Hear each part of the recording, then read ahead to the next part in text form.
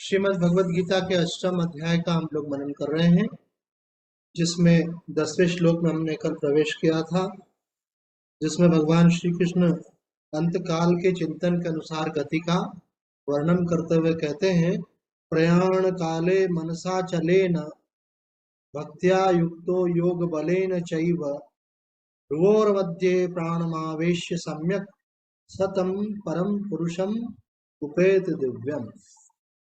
श्लोक का अर्थ है, वह भक्ति युक्त मनुष्य अंत समय में अचल मन से योग बल के द्वारा प्रकृति के मध्य में प्राणों को अच्छी तरह से प्रविष्ट करके शरीर छोड़ने पर उस परम दिव्य पुरुष को प्राप्त हो। इसमें उन्होंने देखा था, प्रयाण काले मतलब अंत समय में अपने मन को परमात्मा में वही रख सकता है जिसको परमात्मा में प्रेम है। तो पहले वो निराकार सगुण परमात्मा जो है उसके बहुत सारे लक्षण बतलाए थे कि वो कैसा है, सब पे शासन करने वाला है, सबका आदि है, सबका धारण पोषण करने वाला है, सूर्य के समान सबको प्रकाशित करने वाला है, जो अज्ञान से परे है और जो सर्वज्ञ है। ऐसा जो परमात्मा है, जो जिसको हम बोलते हैं सगुण निराकार परमात्मा, उसमें जिसका प्रेम होता है फिर अंत समय में उसको उसका स्मरण होता है। क्योंकि अभ्यास बहुत जरूरी है। अगर आपने अभ्यास नहीं किया तो आपका मन वहां नहीं ठहरे। कोई चीज जब पक्की होती है तो क्रिटिकल सिचुएशन में भी याद आता है, और जो कच्ची पक्की होती है तो जब आप ज्यादा ऐसी स्थिति होती है तो आप भूल जाते। कोई नया नया गाड़ी चलाने वाला होता है, एकदम से सामने बड़ी गाड़ी आ जाए तो ब्रेक लगाना भूल जाए, लेकिन जिसने कई सालों तक चलाई है तो वो सबसे पहले ब्रेक ही लगा, वो समझ में आ रहा है यहाँ ब्रेक लगा। बहुत दिनों से गाड़ी चला रहा है, उसको एकदम से गाड़ी सामने आएगी तो इमीडिएट गाड़ी को साइड में काट लेगा, उसको सोचना नहीं पड़ेगा, इमीडिएट काट लेगा, कोई थॉट भी नहीं आएगा। वो रिफ्लेक्सेशन बोलते हैं इसको, डायरेक्ट एकदम से। क्यों? तो उसको अभ्यास है उस समय पे क्या करना। और नया होगा तो घबरा करके और टकरा जाए। तो ये जो मृत्यु का समय है, ये क्या है, बड़ा संवेदनशील समय है। उस समय आपके जीवन की बहुत बड़ी घटना है। अपन कभी कभी बोलते हैं ना, जीवन का अविस्मरणीय क्षण। तो जीवन में कई घटनाएं ऐसी होती है जिनको बोलते हैं अविस्मरणीय, बहुत बड़ी घटनाएं होती है। तो जीवन में सबसे बड़ी घटना क्या है? मृत्यु। जो धीरे धीरे करके आपने संस्कार बनाए, ये घर मेरा है, परिवार मेरा है, पैसा मेरा है, शरीर मेरा है, और जिजीविषा आपके अंदर जीने की इच्छा, उन सबको एक झटके में ब्रेक करना हो। तो अक्सर करके लोग बेहोश हो जाते हैं। तो महात्मा लोग बताते हैं बेहोश भी इसलिए हो जाते हैं। जैसे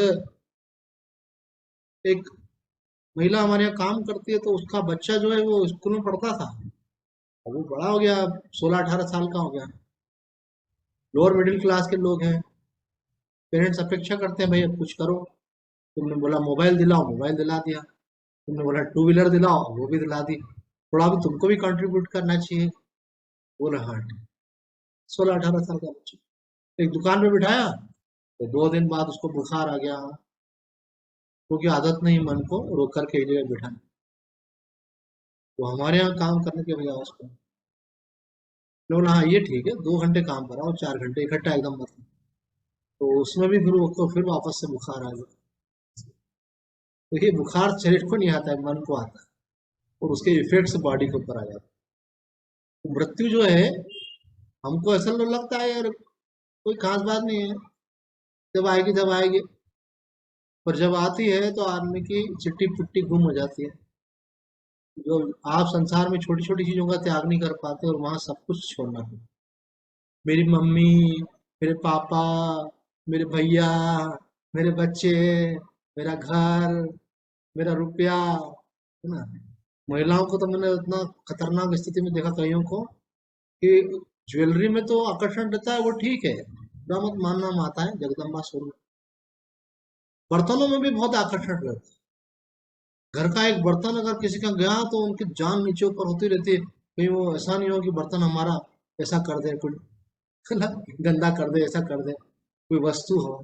तो क्या तुम ब्रह्म को प्राप्त करोगे? हमारा मन इतनी छोटी सी, अरे गया तो दूसरा ले आएंगे, क्या हुआ, छोड़ नहीं पाते छोटी छोटी चीजों को। कोई इलेक्ट्रॉनिक इंस्ट्रूमेंट मांग ले, कोई चीज ऐसे इलेक्ट्रिक इंस्ट्रूमेंट मांग ले, तब तो फिर छुए मत। और किसी ने प्रेस मांग ली, उसका तार हिल गया, कुछ हो गया, कुछ हो गया, और ये क्या कर दिया। किसी ने मिक्सर मांग लिया, तो ये कोई चीजें देने की होती हैं क्या? ये सब कुछ देना पड़ेगा आपको, जब ऊपर वाला बुलाएगा तब सब देना। मिक्सर भी देना पड़ेगा, वॉशिंग मशीन भी देना पड़ेगी, है ना। आपके पास दो दो भी चीजें चीजें होती हैं, फिर भी उसमें भी एक चीज नहीं दे पाते। किसी के पास एक पुरानी एक्टिवा होती, फिर नहीं ले लेता है, तो पुरानी भी कोई मांगने आए तो उससे भी तबीयत खराब होती है उसकी। 2 दिन हो गए, जब जरूरत नहीं तो वापस दे के आना चाहिए, हमको बोलना पड़ेगा क्या ऐसे। फिर पेट्रोल नापता उसमें, मैंने इतना भरवा के रखा था, खत्म कर दिया, डलवा के दे के जाना चाहिए, ऐसे मतलब इतना बारीकी से जीवन जीते हैं। ठीक है, अगर आपको अभाव हो तो मन में आ जाता है, पर अगर सब कुछ ठीक चल रहा है तो देने की प्रवृत्ति होना चाहिए।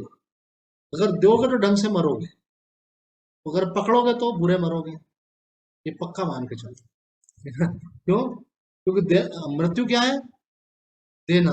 देखो चलो, शाबाश, ये इंटेलिजेंट लड़के एकदम इसने दिल पे समझ लिया। चलो, मृत्यु क्या है? देना, सब कुछ एक झटके में देना। तो आपने तो देने की आदत ही नहीं डाली। अच्छा, आप बोलते मेरा है मेरा, अरे किसी के बाप का नहीं है, जो कुछ यहाँ पे है सब भगवान का है। यही तो संत समझा रहे हैं। ना कुछ मेरा ना कुछ तेरा, चिड़िया रे से। समझना सरल होता है, उसको उतारना कठिन है। इसके लिए कुछ प्रैक्टिकल स्टेप्स होती हैं कि कम से कम इतना तो हम करें, कुछ भी अपना डिसाइड करें, कम से कम इतना तो करें। तो उससे क्या होता है, थोड़ा सा आपका दिल और आगे आगे खुले। जैसे गुरु जी बोलते हैं, कम से कम एक माला जप करो, तो फिर आपका मन होता है कि कुछ और आगे। फिर हमारे जैसा गुरु मिल गया तो बोलेगा एक माला नहीं, जितने अक्षर का मंत्र, कम से कम उतनी माला तो करो, ऐसा। फिर कभी आप करते रहोगे तो पहले देखेंगे हाँ अभी आप थोड़ा कवर हो गया है, तो बोलेंगे अरे क्या 5 माला करते थे, क्या होगा इससे, अभी नवरात्रि आ रही है, नवरात्रि में पुरस्चरण कर, नवरात्रि में अनुष्ठान कर। तो कुछ बोले स्वामी जी अनुष्ठान क्या होता है, तो आज हम सत्संग के आखिरी में वो भी बतलाएं। तो दो हमारे पास स्टूडेंट यहाँ बैठे हुए हैं, उनको भी इंक्लूड कर लेते हैं, 3 स्टूडेंट जो ये जानना चाहते हैं अनुष्ठान की विधि क्या होती है, वो लास्ट में बतलाएंगे, आप याद दिला देंगे, ठीक है। तो छोटी मोटी साधना से कुछ होने वाला नहीं है, टाइम पास हो रहा है आपका, और आपने जबरदस्ती अपने ऊपर स्टैंप लगा रहे कि हम धार्मिक है। धार्मिक होना भी बहुत बड़ी बात है।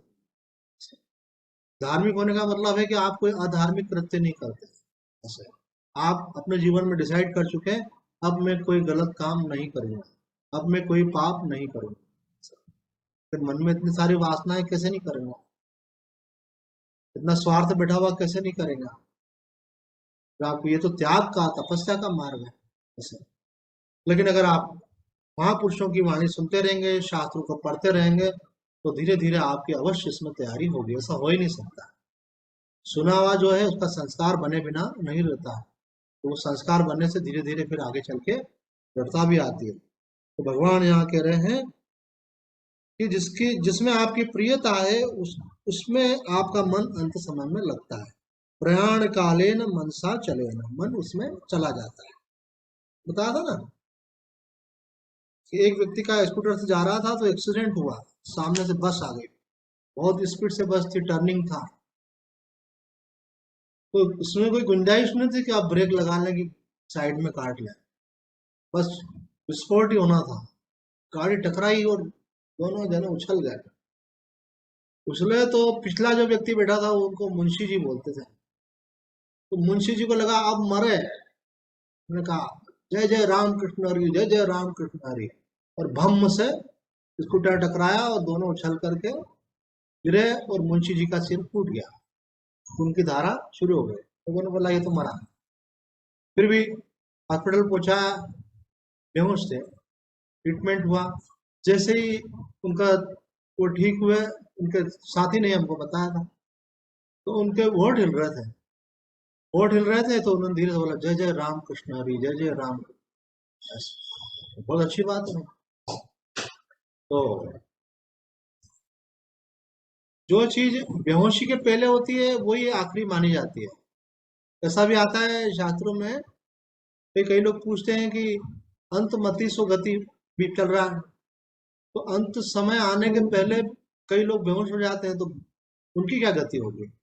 तो बेहोश होने के पहले जो मन में चल रहा था, ऐसा हमारे वृंदावन वाले स्वामी अखंडानंद जी कहते हैं कि बेहोश होने के पहले जो मन में चल रहा था वो लास्ट माना जाए। कोई कोमा में चला गया, तो कोमा में जाने के पहले क्या स्थिति थी, बाद में उनका शरीर छूट गया। कोई वेंटिलेटर पे है, अब वहां तो कोई बोलने सोचने की गुंजाइश ही नहीं है, तो उसके पहले क्या मन की स्थिति थी उसके अनुसार डिसाइड हो जाता। मरने के पहले जब भी आप कॉन्शियस थे, सजग थे, उस समय आपने लास्ट में क्या बोला, तो वो लास्ट कभी भी किसी का हो सकता है। इसलिए भगवान बोलते हैं इसका अभ्यास करना चाहिए। अभ्यास करने वाला को लास्ट जैसे आता है एकदम से उठकर क्या होगा। कोई चीज क्या होती है कि एक हम जानकारी डाल देते हैं, वो समय पर एकदम से उठ करके आती है। एक जानकारी अपने अंदर ही डालना बहुत इंपॉर्टेंट जानकारी, क्योंकि ऐसा मत सोचना कि अभी तो बुढ़ापा नहीं आया है तो अभी से कहाँ से आएगी। कब किसका एक्सीडेंट हो जाए, कब कौन मर जाए, कोई भरोसा नहीं है। ये जानकारी अपने डालना चाहिए कि लास्ट मोमेंट में मुझे भगवान का स्मरण करते हुए तो मेरी सदगति हो जाएगी। और अगर मैंने नहीं किया तो मेरा जीवन भर किया हुआ भी बेकार। जैसे स्टूडेंट्स होता है ना, पढ़ाई करते हैं साल भर, तो परीक्षा में नहीं लिख के आया तो साल भर तो पढ़ाई करी, बोलो सर एग्जाम में जो लिख के आया मार्किंग तो उसके हिसाब से होगा, रिजल्ट भी उस हिसाब से आया। ऐसे ही भगवान की तरफ भी होता है। तो भगवान की तरफ थोड़ा सा स्पेशल डिस्काउंट मिलता है। तो डिस्काउंट ये हमने देखा है कुछ लोगों को आखिरी में जब उनका शरीर छूटने वाला था, उसके थोड़ा सा पहले 2-4 दिन पहले की स्थिति बता रहे हैं हम। जब हमने उनसे बातचीत करी, हमको भी नहीं मालूम था कि 2-4 दिन में ही चले जाएंगे, तो हमने देखा कि उनका मन संसार से हट गया। मैंने कहा उसके बारे में क्या सोचते हो, उसके बारे में बोल रहे हो, हम किसी के बारे में नहीं सोचते। वो बोले हमने तो सब कुछ छोड़ दिया, हमको किसी से शिकायत भी नहीं, मतलब जो द्वेष भाव था, नाराजगी थी, वो भी छोड़ दिया। तो ये तो कठिन काम है छोड़ना। तो किसी ने आपके साथ कुछ ऐसा व्यवहार किया, तो खास करके ऐसा होता है मानो सास है तो बहुओं ने व्यवहार अच्छा नहीं किया किसी ने, अथवा किसी देरानी जेठानी ने ऐसा व्यवहार कर दिया हो, अथवा किसी के पति का व्यवहार खराब हुआ, किसी की पत्नी का व्यवहार खराब हो, तो मन में हमेशा टीस रहती है, हमेशा ऐसा क्यों करते हैं, क्यों करते हैं। तो वो आखिर के समय वो भी छोड़ देता है। क्यों? क्योंकि जो आपने जीवन भर आपने भजन किया ना, सत्संग किया ना, उसका भगवान आपको मार्किंग कर देता है। तो भजन किया है ना आपने, अब तुम्हारा द्वेष मिटा देते हैं। अब तुम मेरा भजन जो किया है उसको जल्दी से आसानी से याद कर सकते। दूसरा, कई चीजों में आसक्ति रहती है, उसको छोड़ना चाहते हैं, छोड़ नहीं पाते। तो क्यों नहीं छोड़ पाते? तो अपना मुख दर्शन कराओ हम तो अच्छा लगेगा। तो वो इसलिए नहीं छोड़ पाते हैं कि भाई आपने तो बोल दिया कि सब यही छोड़ के जाना है। जब छोड़ के जाना है तब छोड़ के जाना, अभी तो काम का है। अभी तो उपयोग में आ रहा है हमारे, चाहे पैसा हो, चाहे मकान हो, चाहे गाड़ी हो। पर आखिरी में तो ये भी समझ में आता है ना कि अब कुछ काम आने वाला नहीं है। लास्ट मोमेंट में ये भी समझ में आता है। तो एक सहज स्वाभाविक वैराग्य भी होता है, ये बात हमने पहले भी कही थी। तो ये सब आपको स्पेशल एडवांटेज लास्ट टाइम पे मिलेगा। तो वो लास्ट टाइम किसी का कभी भी आ सकता है। तो लास्ट टाइम पे स्पेशल एडवांटेज कौन सा मिलेगा कि जो काम अभी आप नहीं कर पा रहे उस समय आपका मन वहां से हट। क्यों? क्योंकि आपको दिखेगा आप में इसका उपयोग कर नहीं सकते। कितनी किताबें आपके यहाँ धार्मिक पुस्तक है, 100 से तो ज्यादा होंगी। पेटियों में भर के रखिए, भले बोरे में रखिए, ठीक है रखिए, है ना। और एक समय तो बड़ा क्रेज से खरीद के लाए थे। अब एक बात समझ में आने लग गई है, 60+ के बाद समझ में आती है किताबें तो बहुत है पर मेरे बस का नहीं अब पढ़ना। अब तो मेरा दिमाग भी इतना नहीं काम करता और ना मुझसे इतना पढ़ा जाता। अब तो 2-4-5 इसमें से निकाल लें, बस वही पढ़ लें। तो 2-4-5 भी ज्यादा बोल रहा हूँ मैं, है? तो एक उम्र के बाद ही समझ में आता है, जैसे बिल्कुल क्लियर समझ में आता है कि मेरे पास 1000 बुक्स है, जैसे तो आपके पास 100 है, तो हमारे पास 4 अलमारी भर के हैं। तो हमको समझ में आता है 4 अलमारी में मुझे 4 किताबें पढ़ सकते हैं। ज्यादा नहीं। वो गीता जी का हमारा सत्संग इसलिए उसको पढ़ते रहते हैं। तो ऐसे लास्ट मोमेंट पे समझ में आता है कि जैसे आपने पूरी अलमारी का मोह त्याग दिया, 4 बुक्स का रखा। इसी प्रकार से आपको समझ में आता है कि ये रुपया, ये सोना चांदी, ये घर, जमीन जायदाद, अब ये मेरे काम का। थोड़ा बहुत आपका मन कभी किसी में मोह होता है तो वो भी थोड़ा पहले ही व्यवस्था कर देना चाहिए, तो आखिर में वो भी गड़बड़ हो जाता है। जैसे बताया था ना, अवधूत भगवान ने बोला था कि विल भी पहले ही कर देना चाहिए ऐसा। कई लोग विल नहीं करते, बोला अभी क्या मर रहा हूँ क्या मैं, अभी से गायब हो गया। मौत तुमसे पूछ के आएगी क्या कि विल कर लियो तो मैं आ जाऊं। तो बिना पूछे आती है। तो इसलिए ये सब चीजें साधकों के लिए। एक बात बताएं, बहुत काम की बात है कि मृत्यु और समाधि में एक बहुत बड़ी समानता है। समाधि में की मृत्यु है, अहंकार की मृत्यु है। तो समाधि में प्रवेश करने के समय भी यही की स्थिति आती है जो मृत्यु के समय आती है। आदमी को लगता है अब मैं मिट रहा हूँ। कई लोग तो समाधि में इसलिए प्रवेश नहीं कर पाते हैं कि उनकी जिजीविषा उनको मिटने नहीं देती है, जीने की इच्छा। तो उनको लगता है कि मैं मेल्ट हो रहा हूँ, खत्म हो रहा हूँ। वो तो नहीं नहीं, मैं मरना नहीं चाहता। वो मर नहीं रहे होते, उनका मैं परमात्मा में विलीन हो रहा है। स्वामी विवेकानंद जी ने ठाकुर रामकृष्ण परमहंस से कहा कि आप सर्वसमर्थ हैं, अगर आप कृपा करें तो मुझे समाधि का अनुभव हो सकता है। समाधि इज द लास्ट और highest stage of sadhana. Peak है वो, निर्विकल्प समाधि जो है लास्ट पिक है ऐसा। वहां शुद्ध रूप में परमात्मा का साक्षात्कार। तो मतलब आपको नीचे नीचे की चीज नहीं मांग रहा, बिल्कुल फाइनल अल्टीमेट वाली। तो ठाकुर मतलब क्या, साक्षात भगवान का अवतार रामकृष्ण परमहंस। तो उन्होंने क्या किया, वो बेटे तो उनके छाती पे अपना पैर रख दिया, रखा तो समाधि में जाने लगे। समाधि में जाने लगे तो उनको लगा पूरा संसार सिंक हो रहा है, मैं मिट रहा हूँ, मैं मिट रहा हूँ, एकदम खटक घबरा गए। बोले ठाकुर क्या कर रहे हो, क्या कर रहे हो, मेरी बहन है, मेरी माँ है, उनका क्या होगा। तो उन्होंने उनकी छाती पे ऐसे ऐसे करा तो वापस आ गए वो। बोला अभी समाधि में जाने की स्थिति इसकी नहीं है, इसको अभी मम्मी याद आ रही है। अभी इसको बहन याद आ रही है। एक जिम्मेदारी थी ना उनके ऊपर। आदमी को क्या है, बहुत बड़ी गलत फहमी रहती है कि दुनिया में चला रहा, इसी को कर्तापन बोलते हैं। अगर मैं नहीं करूंगा तो इनका क्या होगा। ये आपके किए से नहीं हो रहा है, सब उनकी इच्छा से हो रहा है। परमेश्वर रखवाला तेरा, परमेश्वर रखवाला, मैंने तो बस केवल पाला। ठीक है, पाला भी आपने नहीं, आपके माध्यम से भगवान ने पाला। तो पर लोग भी बोलते हैं अरे जल्दी चली गई, बच्चों की शादी करके जाती तो थोड़ा ठीक था। तो अब ये कोई, जिसका जो टाइम आएगा जाएगा, तो तैयारी पूरी रखो। मृत्यु की तैयारी इक्वल टू समाधि की तैयारी, ये बात ध्यान दो आप। मृत्यु की तैयारी और समाधि की तैयारी पर है। चलो मृत्यु को अपन नहीं आएगी, चलो ठीक है, समाधि तो लगाना चाहते हो आप परमात्मा का अनुभव तो करना चाहते हो, अपना अहंकार समर्पित करके परम आनंद में तो लीन होना चाहते हो। वहां से तो उत्थान होता है, फिर से जीवन होता है। लेकिन उस स्थिति में जाने के पहले अहंकार बीच में खड़ा होगा आकर, वो मिटना नहीं चाहेगा। तो ठाकुर ने देखा कि अभी ये नरेंद्र जो है उस स्थिति में नहीं है, उसको नॉर्मल कॉन्शियस में लेकर गया। हालांकि आगे फिर समाधि की प्राप्ति की फिर उन्होंने कहा, अब ये उनके बीच की बात है, सबके लिए नहीं है। उन्होंने कहा मैंने तेरा जो समाधि है उसको है ना लॉक कर लगा दिया है, अब तू बार बार समाधि में नहीं जाएगा, अभी तू पहले थोड़ा सेवा का काम कर। तो समाधि का अपना, उसको बोलते हैं एक्सट्रेसी, मतलब एक्सट्रीम प्लेजर, हैप्पीनेस। उससे बढ़कर कोई आनंद नहीं हो सकता। वैसा आनंद दुनिया में आपने कभी अनुभव ही नहीं किया होगा। तो आपने बोलता मैं समाधि में हूँ, परम आनंद। तो उन्होंने कहा नहीं, अपने लिए मत जियो, अभी तुमको बहुतों का कल्याण करना। ताला लगा दिया। सिंबॉलिक है, मतलब ये कि अब तुम उस स्थिति में नहीं जाओगे, थोड़ी चेतना तुम्हारे नीचे रहेगी, तुम लोक कल्याण। और ये आप लोगों के लिए ताला वाला कोई नहीं लगा रहा, आप चाहो तो रहो समाधि में। शंकराचार्य जी महाराज कहते हैं कि समाधि का तब तक अभ्यास करना चाहिए जब तक कि थोड़े से अभ्यास से समाधि लगे। समाधि का अभ्यास तो आप तब करोगे कि पहले एक बार तो लगे। बोले अभी तो ध्यान ही नहीं लग रहा। मुझे एक व्यक्ति कहने लगा कि स्वामी जी मैं भी बहुत पुराना साधक हूँ, मेरा भाई साधु बन गया, मैं बचपन से बहुत सत्संग सुनता हूँ, मैंने बहुत शास्त्रों का अध्ययन किया है, मैं बहुत संतों और साधकों से मिलता हूँ। उनका हाँ बोल, काम की बात बताओ, बोलना क्या चाहते। बोला ज्यादातर लोग बोलते हैं अभी हमारा ध्यान नहीं लगता है। ध्यान लगने का मतलब समझते हो? ध्यान लगने का मतलब होता है कि आपको ये ध्यान नहीं रहे कि हम ध्यान कर रहे हैं।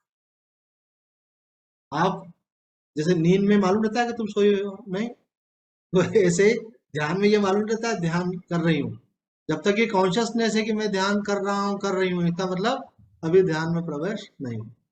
आप खुद वहां पर लीन हो जाते हैं। आप मानो हनुमान जी का ध्यान कर रहे हो तो वहां केवल हनुमान जी हैं, आप नहीं हो।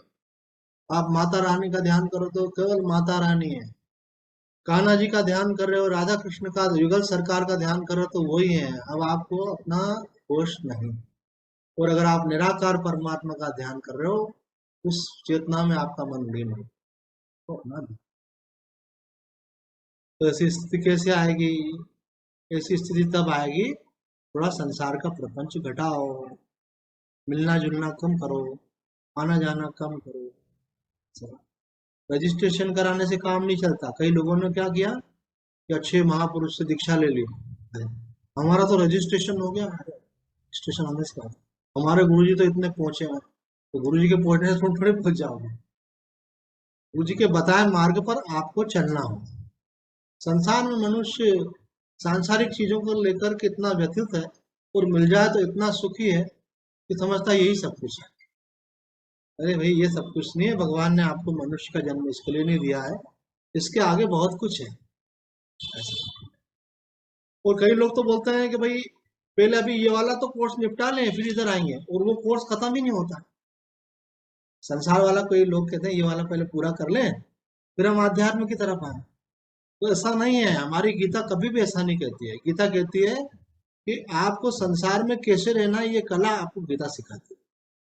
अगर वो कला आपको आ गई तो आप जीवन के समस्त व्यवहारों को करते हुए, कर्तव्यों को करते हुए आप निर्लिप्त रहेंगे। जल कमल हुआ, कमल जो है जल में रहता है लेकिन लिप्त नहीं होता, जल से खराब नहीं होता।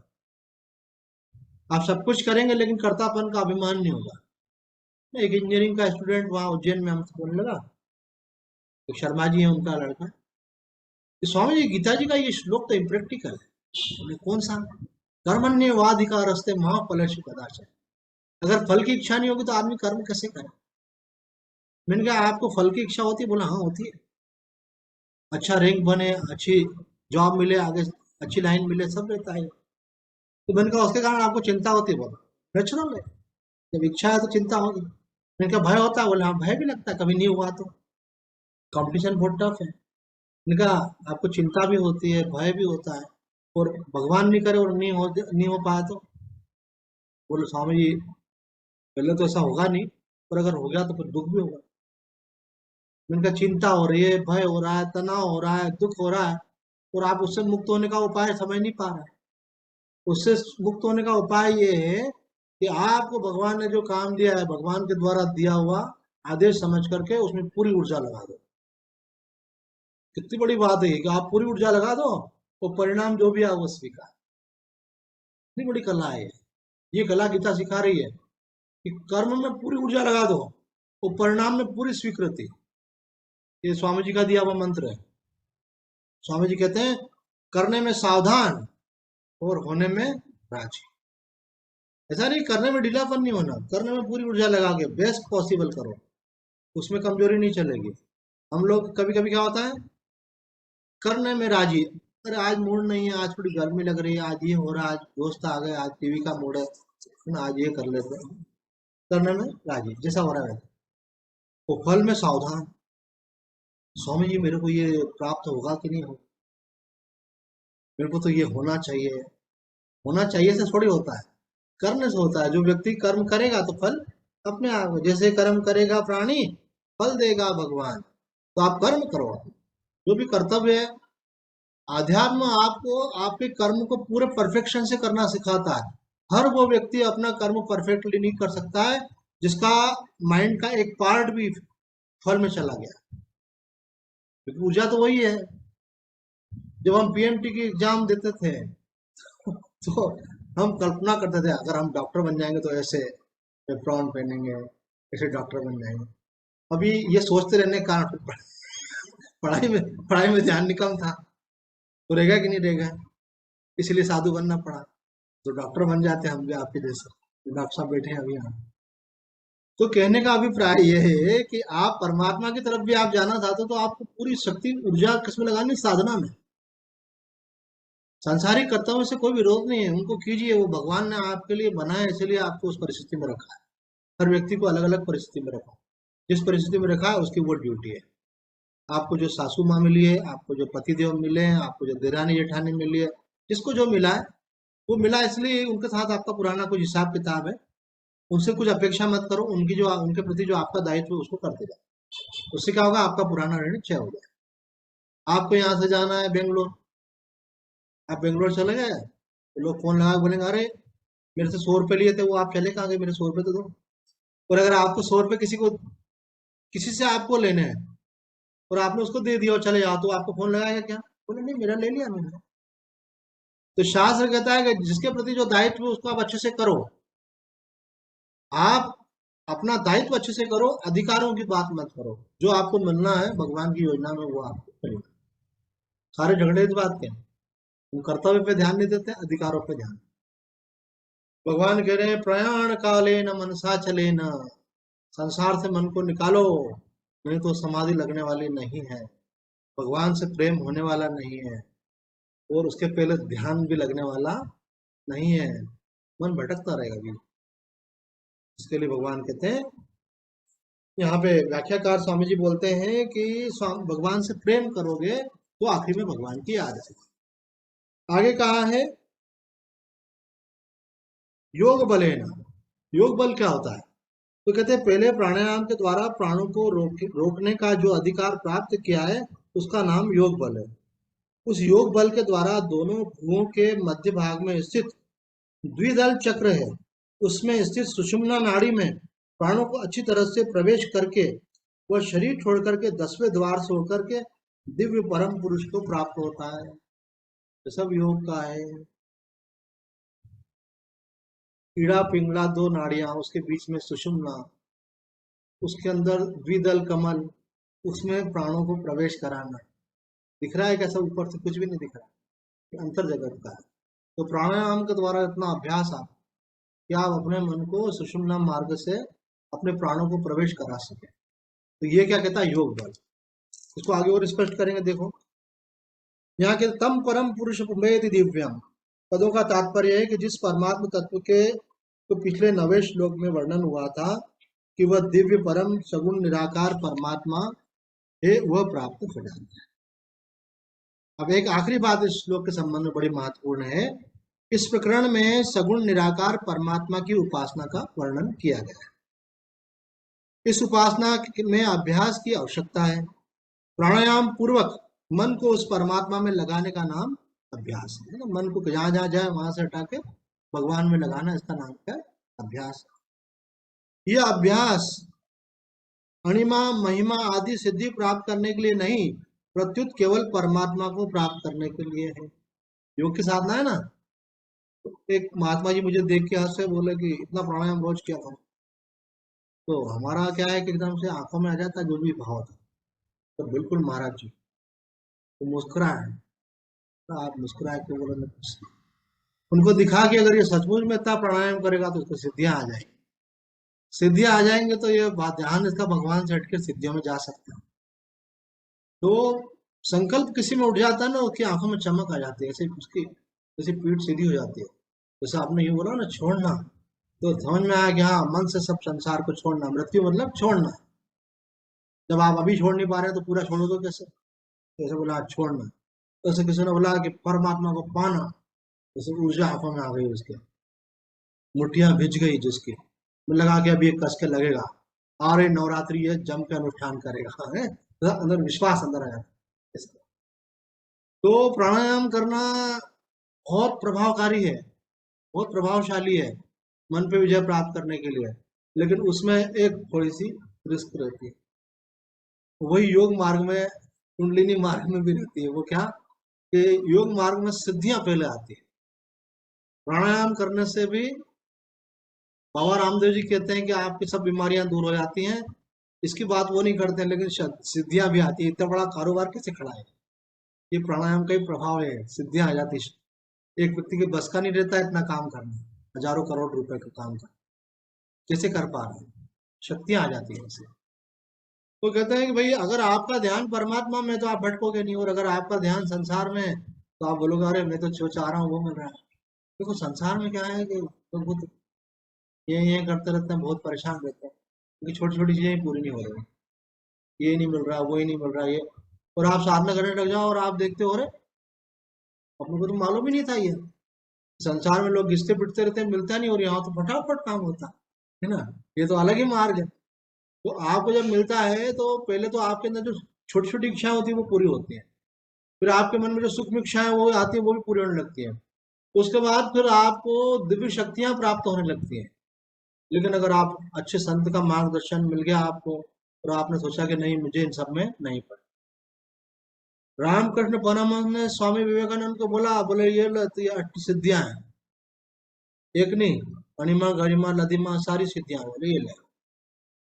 तो बोले ये इससे क्या होगा? बोले इससे तू जो चाहेगा वो होगा, किसी का भी भला कर सकता है संसार में। तो बोले इससे मुझे भगवान मिलेगा? बोले नहीं, भगवान का मिलने का इससे कोई संबंध नहीं। तो बोले फिर मैं लेके क्या करूँ? ये हमारा भारत देश है।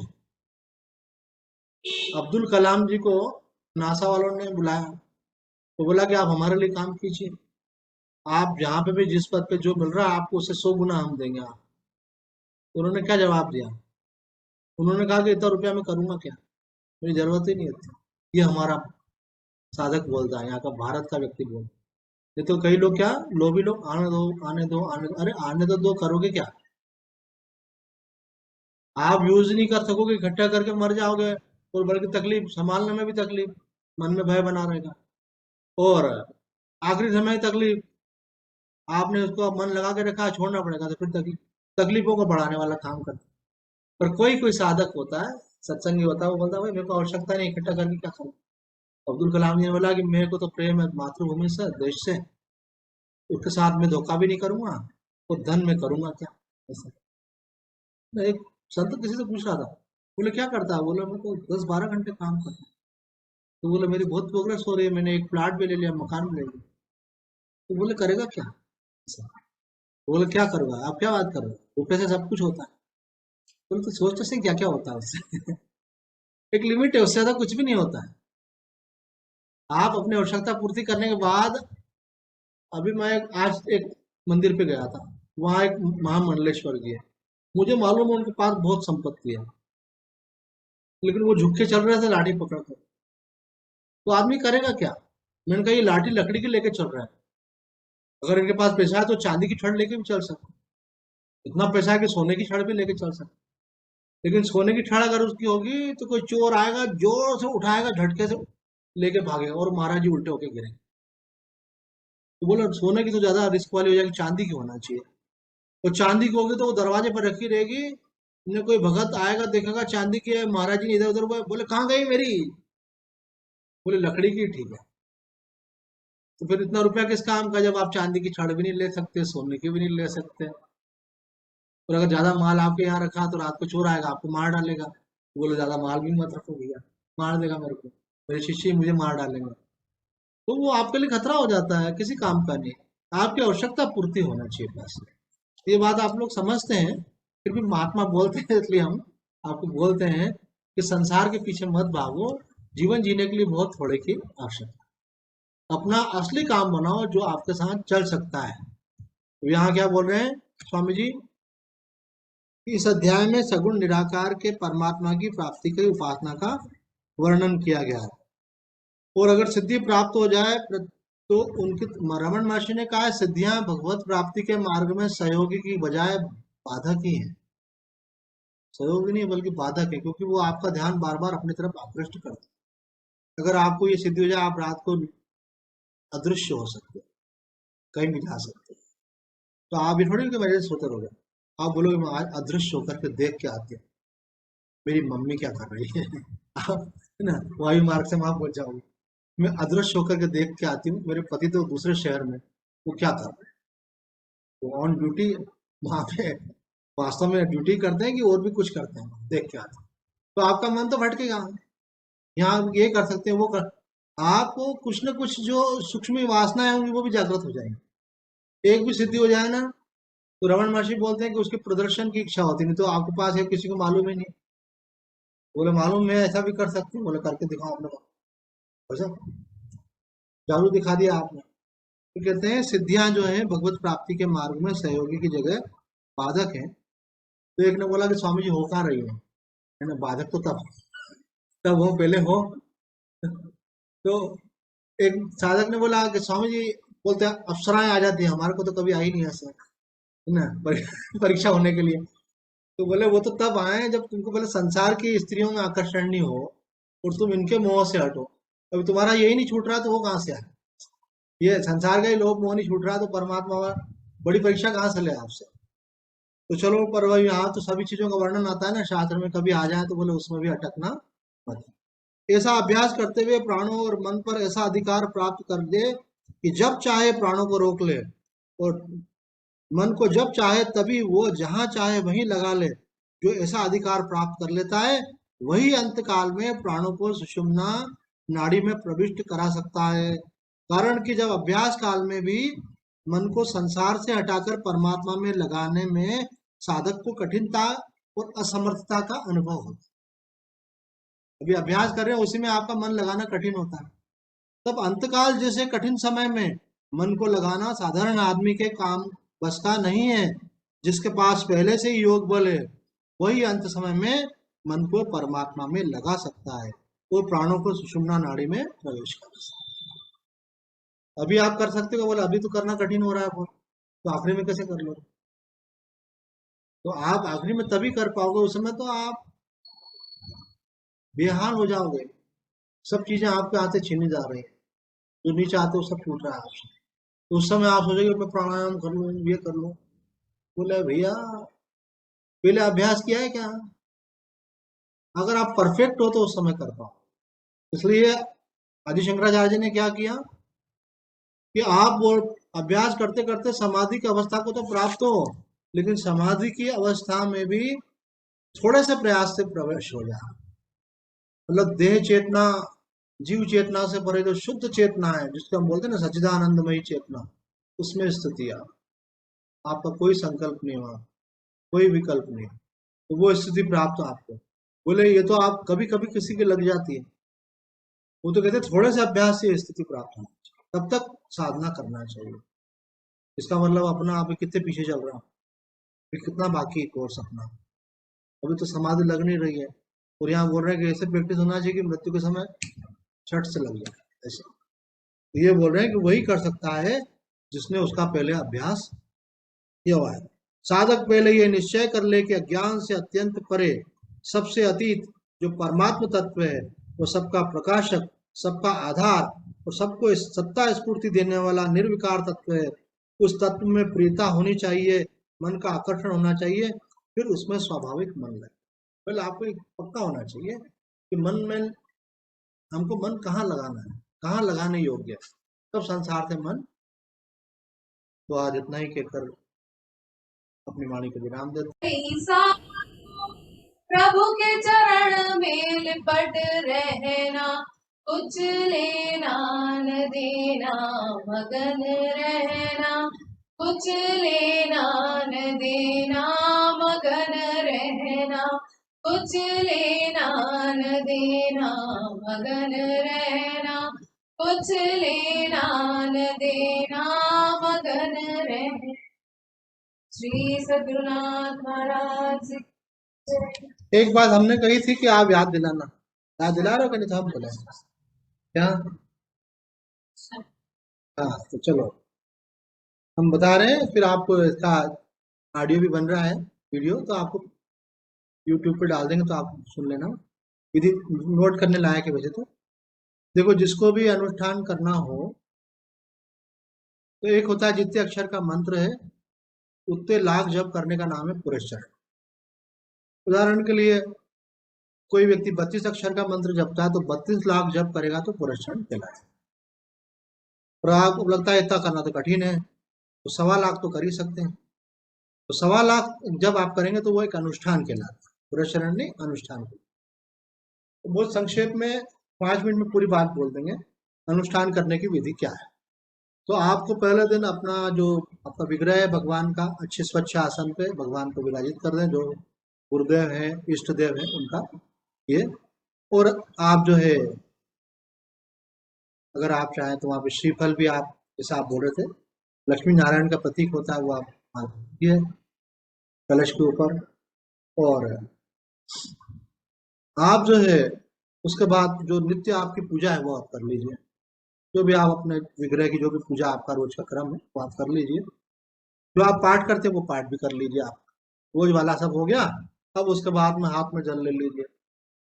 उसके बाद हाथ में जल लेकर के आपको संकल्प करना होता है कि मैं इतने लाख जप करूंगा करूंगी।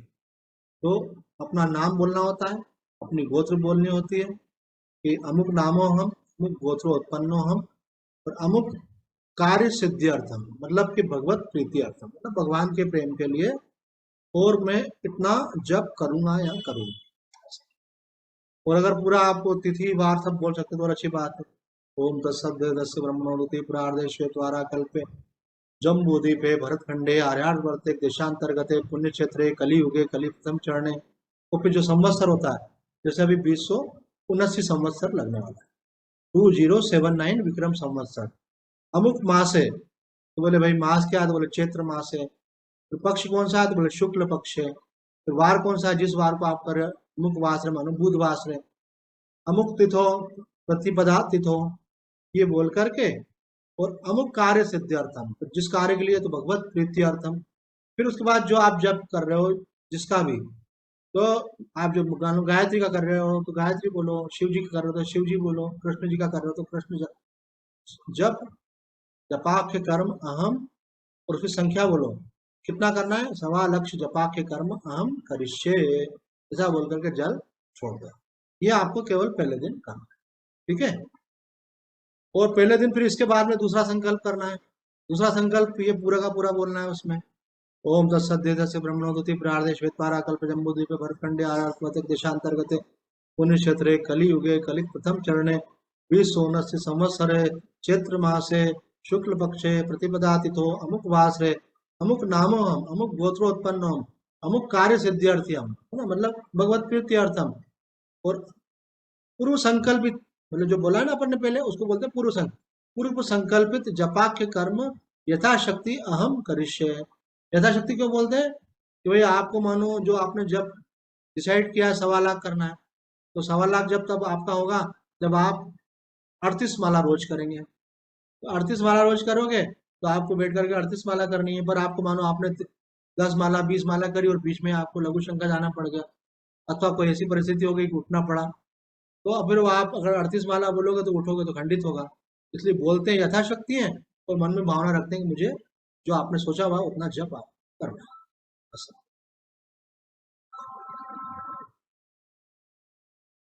तो फिर आपको उस समय जो आपने संकल्प किया वैसी भाव दशा आपको रखनी है, वहां बैठ करके जप करना है।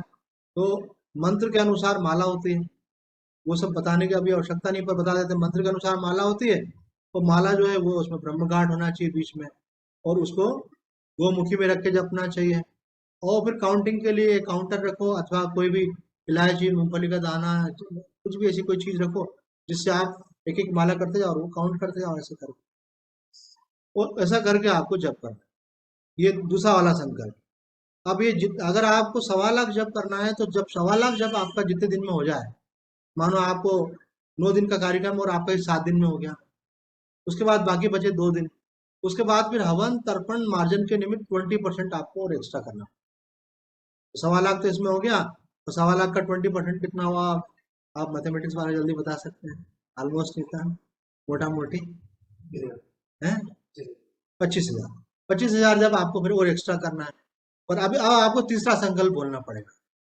ओम तत्सदेतस्य ब्रह्मणोदति प्रार्दे श्वेतवारा कल्प जम्बूद्वीपे भरतखंडे आवर्त देशांतर्गते पुण्य क्षेत्रे कलियुगे कलि प्रथम चरणे 2069 संवत्सरे चैत्र मासे शुक्ल पक्षे अमुक तिथो अमुक वासरे अमुक लक्ष्य सिद्धि अर्थम, मतलब भगवत प्रीति अर्थम। और अमुक जप, पूर्व संकल्पित अमुक जप होमानुकल्प, मार्जनानु तर्पणानुकल्प, मारणानुकल्प, हवन तर्पण और मार्जन, इन 3 के निमित्त से करते हैं। हवन यज्ञानुकल्प, होमानुकल्प, तर्पणानुकल्प, यथाशक्ति जपा के कर्म करिष्य। अब जो कर रहे हैं वो किसके लिए, हवन तर्पण मार्जन के निमित्त से। अभी आप लगभग वो आपको बताया, जैसे उन्होंने अगर 1.25 लाख कर रहे हैं तो 25,000 जब आपको इतना इसमें करना है, एक दिन में जितना हुआ बाकी नेक्स्ट डे में कर लें। जब वो पूरा हो जाए तो चूंकि अनुष्ठान के अंदर क्या क्या होता है, जप, और उसके बाद में हवन, और उसके बाद तर्पण और मार्जन। तो हवन तर्पण मार्जन के निमित्त आपने क्या कर लिया, जप भी कर लिया, लेकिन एक माला का हवन फिर भी करना चाहिए। और उसके अलावा होता है लास्ट में ब्राह्मण भोजन, उसका भी कोई विकल्प नहीं होता है, जब उसके लिए फिर ब्राह्मण को भोजन भी कराना चाहिए। अगर आप घर बुला के करा सकते तो सबसे अच्छा रहता है, नहीं करा सकते घर बुला करके तो ब्राह्मण के पास जा करके उसको सीधा सामान और दक्षिणा देकर आ जाए। वो भी नहीं कर सकते तो फल दे दें उनको और दक्षिणा दे दें इस भाव से, तो वो आपका फिर हवन भी हो गया, ब्राह्मण भोजन भी होगा, तो वो आपका पूरा अनुष्ठान होगा। तो बोले जप और अनुष्ठान में क्या फर्क है? जप जो है उसका सामान्य फल होता है और अनुष्ठान का विशेष फल होता है।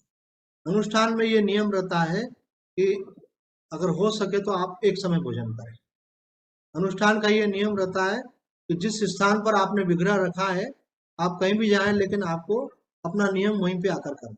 सपोज आप इंदौर में रहते हैं, आपने आरंभ किया तो आपके जप करने में आपको 5 घंटे लगते हैं, तो 5 घंटे आप वहाँ जप कीजिए, उसके बाद आप देवास उज्जैन कहीं जाना है जाकर के वापस आ जाइए। आप रात भी रुक गए तो सुबह सुबह आइए, फिर उसके बाद अपना कर लीजिए। तो स्थान परिवर्तन नहीं करते हैं उसके अंदर, एक समय भोजन करते हैं। दूसरा ये है कि प्याज लहसुन आदि का उपयोग नहीं करना चाहिए इस समय, जितने दिन आप एक अनुष्ठान कर रहे हैं, वैसे भी नहीं करे तो अच्छी बात है। पवित्रता से बना हुआ भोजन करना चाहिए, बिना नहाए किसी ने स्पर्श किया है भोजन को, कोई पीरियड में महिला उसने स्पर्श करा है तो वो भोजन अशुद्ध कहलाता है, वो भोजन नहीं करना चाहिए, आपको शुद्ध भोजन करना चाहिए। और जो खुद बना सकते तो खुद बनाना चाहिए, नहीं तो पवित्रता से बना हुआ भोजन करना चाहिए। ब्रह्मचर्य का पालन करना चाहिए। इस पीरियड में आपके अंदर ऊर्जा उत्पन्न हो रही है क्योंकि आप अनुष्ठान कर रहे हैं, इसलिए हो सके तो किसी को शाप और वरदान नहीं देना चाहिए, तो आपने इधर कमाई करी उधर खर्च कर दिया। और जब आपका हवन हो जाएगा उसके बाद आपको महसूस होगा कि आप जैसे आप जहाँ थे वहां से आपके अगले स्टेप में आप स्थिति बदल गई। तो आप दोनों यहाँ बैठे हैं, आप दोनों के गुरुजी ने मुझे ये बात कही थी, स्वामी उल्टानंद जी महाराज ने, कि साधक को मंत्र लेने के बाद उसको चैतन्य करना चाहिए। जैसे हम कल बोल रहे थे ना, एक्टिवेट करना चाहिए ना, किसी का पैन कार्ड डीएक्टिवेट हो गया तो बोले एक्टिवेट करवाओ उसको पहले, फिर अकाउंट खुल पाएगा। तो मंत्र को एक्टिवेट करने के लिए क्या करना चाहिए, मंत्र का अनुष्ठान करना चाहिए, तब मंत्र की शक्ति जागृत होती है। मंत्र की शक्ति जागृत होने की पहचान क्या है, कि मंत्र का जप करने से भाव दशा बदलती। श्री श्री मां आनंदमयी ने कहा है, अगर कोई व्यक्ति 4.5 लाख जप अगर करे, अपना जो भी इष्ट मंत्र है 4.5 करोड़ जप करे, लाख नहीं 4 करोड़, तो उसके पूर्व पूर्व पापों का नाश हो जाता है। तो सब पापों का नाश होने से आपका मन बिल्कुल हल्का हो जाएगा और भगवान के प्रेम में भर जाएगा, और साधना में कोई विघ्न आएगा ही नहीं, क्योंकि पाप ही विघ्न डालते हैं। एक लड़की ने 4.5 करोड़ जप करा, तो हमने उससे पूछा, भाई तुम्हारा क्या अनुभव है? बोले कुछ भी नहीं है। मैंने कहा, जो नहीं है वो वही बता दो चलो। तो बोला ये है कि अब मैं कभी भी जप करती हूँ तो मुझे बड़ा आनंद आता है और शांति का अनुभव है। मैंने कहा साधारण बात है क्या, आपका मन उसमें लग जाता है, आपको शांति और आनंद का अनुभव होता है और आपको इष्ट के सन्निधि का अनुभव हो रहा है, इसका मतलब ये है कि आपके पापों का क्षय हो और आपका जीवन निर्विघ्न चलने लगा। वो तो 4.5 करोड़ की बात है, अभी तो हम कुछ जो आप कर रहे हैं उतने 1,000 लाख की बात चल रही है, 1.25 लाख की बात चल रही है, करोड़ की नहीं। अभी लखपति बन जाओ, फिर वो भी बन जाना करोड़पति भी। तो इस प्रकार से अनुष्ठान किया जाता है। तो आज इतना ही कहकर अपनी वाणी को विराम दो। किसी को कोई बात समझ में नहीं आई हो, ऑनलाइन अथवा ऑफलाइन, तो आप पूछ सकते हैं। आई पूरी बात समझ में? फिर हम, जी स्वामी जी हरिओम। हाँ जी, हाँ जी। जी जी स्वामी जी, अगर कोई नाम जप का अनुष्ठान करना चाहता है तो मंत्र को छोड़ करके नाम जप का अनुष्ठान करना चाहता है तो? कोई करना चाहता है तो हाँ, करना चाहिए ना। हाँ जी जी जी जी तो आपका प्रश्न क्या है? जी मतलब स्वामी जी, जैसे अपन जैसे राधा कृष्ण जैसे नाम का अगर जप करना चाहते हैं, जैसे 1.25 लाख, तो मतलब नाम के लिए भी ये मतलब मंत्र का उच्चारण नहीं करते, वो नाम का ही कर रहे हैं, तो ये संकल्प भी ठीक है क्या? हाँ हाँ, चाहे आप मंत्र का करो चाहे नाम का करो, आप कर सकते हो। आप सवा जी लाख का संकल्प करके कि 1.25 लाख जी जपा के कर्म करिष्ये, तो वो आप नाम जप कर रहे हो ऐसा। जी। नारायण। नारायण।